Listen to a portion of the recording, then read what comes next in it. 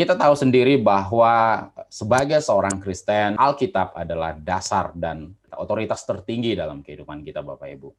Termasuk saya pribadi, berdasarkan pengalaman saya pun mengikut Kristus itu berdasarkan pembacaan Alkitab yang secara sistematis saya mulai dari kitab Kejadian sampai Wahyu.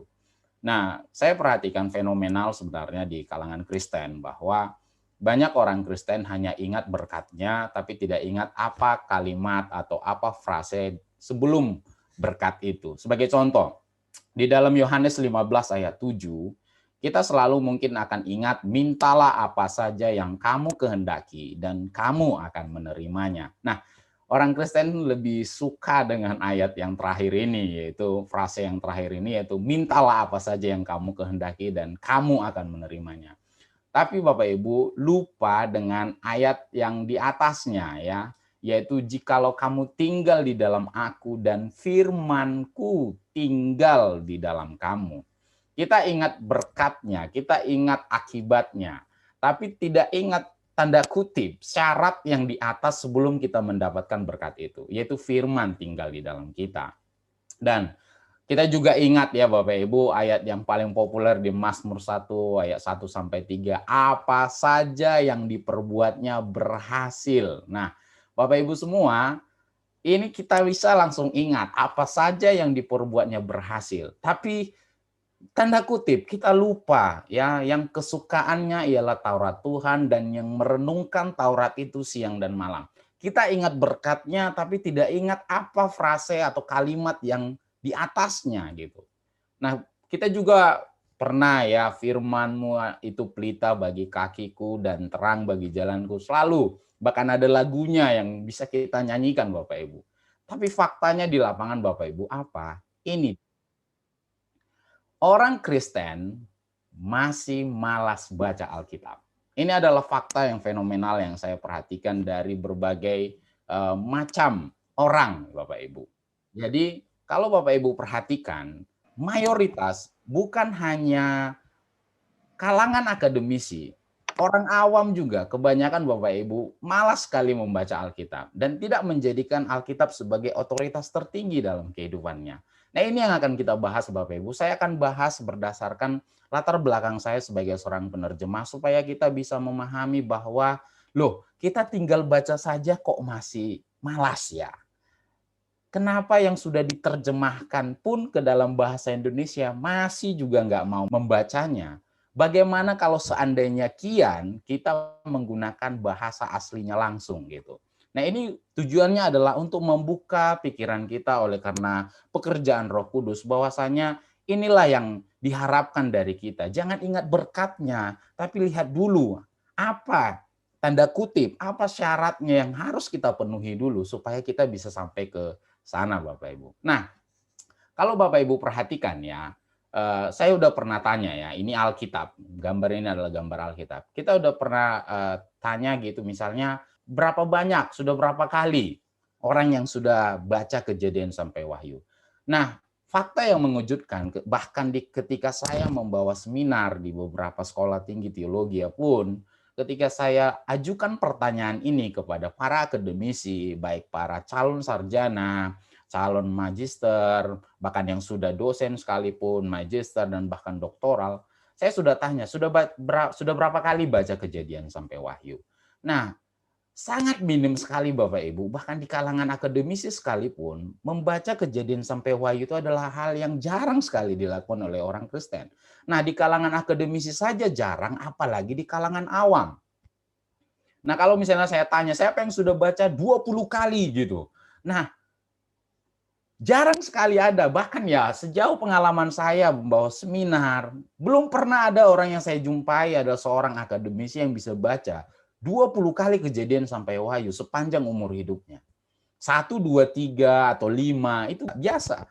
Bisa saya temukan. Tetapi kalau untuk misalnya lebih dari angka 20, itu merupakan hal yang, wah, ini belum pernah saya jumpai Bapak Ibu.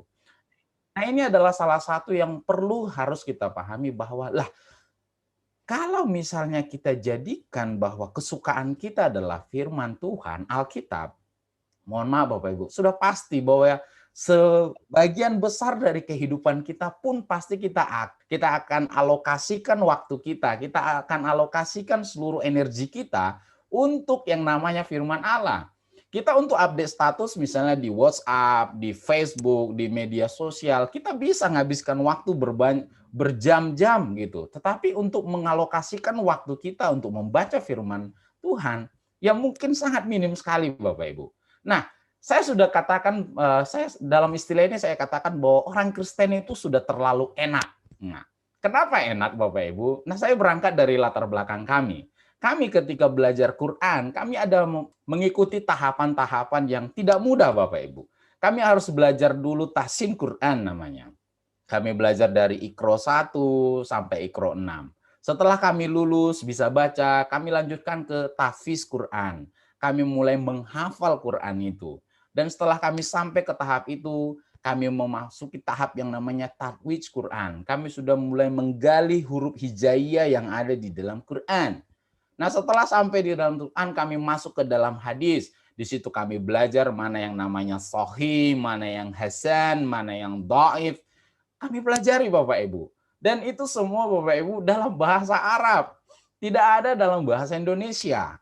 Nah, sebagai seorang Islam yang sejati, membaca Quran dalam bahasa Arab adalah suatu keharusan.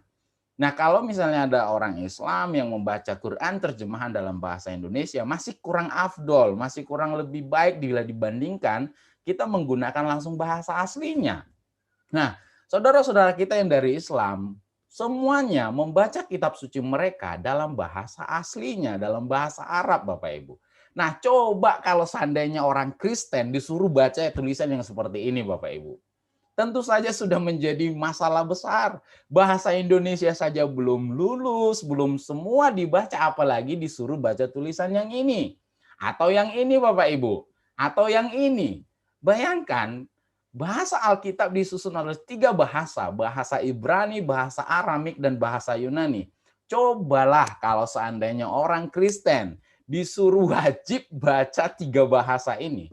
Bahasa Indonesia saja kita belum lulus. Apa mungkin kita bisa lulus untuk membaca 3 bahasa, Bapak Ibu? Nah, kita berangkat dan refleksikan dengan pengalaman saudara-saudara kita yang dari Islam, termasuk pengalaman keluarga kami. Ada baiknya, Bapak Ibu, ya sudah diterjemahkan. Kenapa sih kita tidak mau alokasikan waktu kita untuk menggunakan, untuk memakai bahasa terjemahan, misalnya kita bahasa Indonesia. Nah, kebanyakan orang Kristen lah saya katakan, sudah enak, Bapak Ibu. Mau baca Alkitab bahasa Inggris, ada terjemahannya. Mau Alkitab bahasa daerah, ada terjemahannya. Mau bahasa Karo, ada. Mau bahasa Batak Toba, ada. Mau bahasa Nias, ada. Ya kalau misalnya Quran diterjemahkan ke bahasa Batak Toba kan belum pernah Bapak Ibu ya. Belum ada Quran dalam bahasa Batak Toba, Quran dalam bahasa Mandailing, Quran dalam bahasa yang lain ya. Belum, masih jarang sekali. Nah, kita orang Kristen itu tergantung suku, kaum, dan bahasa itu sudah mayoritas hampir udah banyak lah. Nah, Quran kan belum, masih terbatas Bapak Ibu. Nah, masa nggak dibaca gitu? Ya Bapak Ibu, jadi ini untuk mulai mendorong kita, untuk memotivasi kita Bapak Ibu. Yuk, ini saatnya kita mulai mengalokasikan waktu kita untuk membaca firman Tuhan.